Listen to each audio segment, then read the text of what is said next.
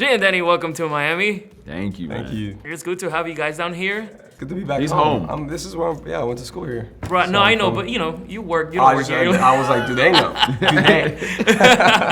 That's amazing. Dude, I was telling you before we started recording that I freaking love this movie. It was so good. It took a while for us to like finally see it in the theater, right? It was pushed so many times, but we finally get to enjoy it. And I was gonna tell everybody home that you have to watch in this like Dolby fancy rooms because the sound, I was flying with y'all. It was amazing. How was it to like do it, to like be a part of the cast?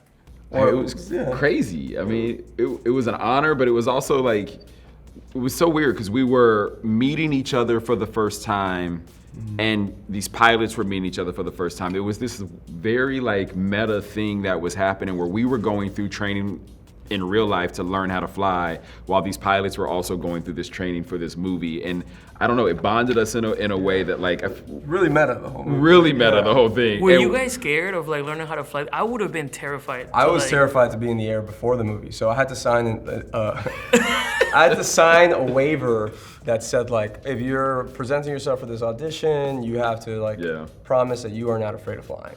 Wow. And I was terrified, but the job was good enough to lie. Yeah. So I signed it and thinking that we were just gonna maybe go up for like a little joyride for training and just to see where the controls are at. Right. And then so I ended up getting it. Yeah, I had to. So I was in Iowa. I did a self-tape in New York, but then I was in Iowa filming a little movie, and then I got the call back to go meet Joe, and so I had to catch a flight to LA and then fly back that same day. And I was like, 2 flights, 1 day.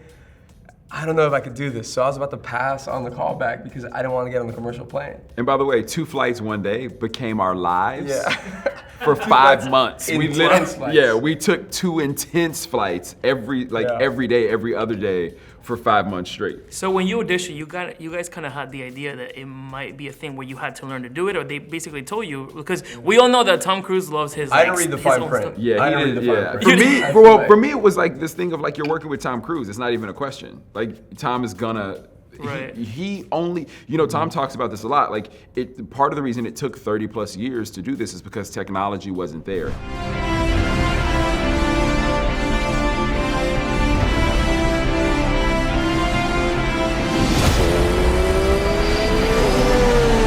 The moment I was like, oh, Tom Cruise is making a Top Gun movie? He's flying. Like, there's no way he's not flying. And that means anyone around him is flying.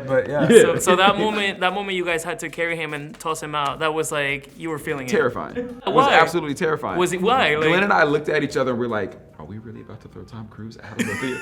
Out of this bar? And by the way, we thought that we could hurt Tom Cruise. That was the mistake. We literally, we do it, we take him, we throw him out. Joe yells cut, comes in and gives some notes. Tom walks up to us and he's like, hey, throw me off the bar. And we're like, okay, sure, we'll do it again. We do it again. And meanwhile, his stunt guy is like, is that right? Oh, you get him hurt and you get him hurt. Process. No one wants to hurt Tom Cruise and shut down the whole movie. Same process, we do it again. Joe, Glenn and I look at each other, we pick him up, we throw him out. Joe yells cut, comes in, gives some notes. Tom looks at us and he goes, throw me out the bar. What's wrong with you guys? Can you throw? Like, literally throw me out the bar. So the next take, we were like, okay. No, it slammed him. It slammed him. And Tom just popped right back up and he was like, well, you can't do a movie. You can't do a movie okay. with F-18 flying and then like fake little tosses. Yeah. We have to talk about the Lady Gaga song because Ultra Fiesta, we love music. So you have to talk to me about this song. Part of the soundtrack is amazing. It's called Hold My Hand. Hold it. I'm holding it from right here.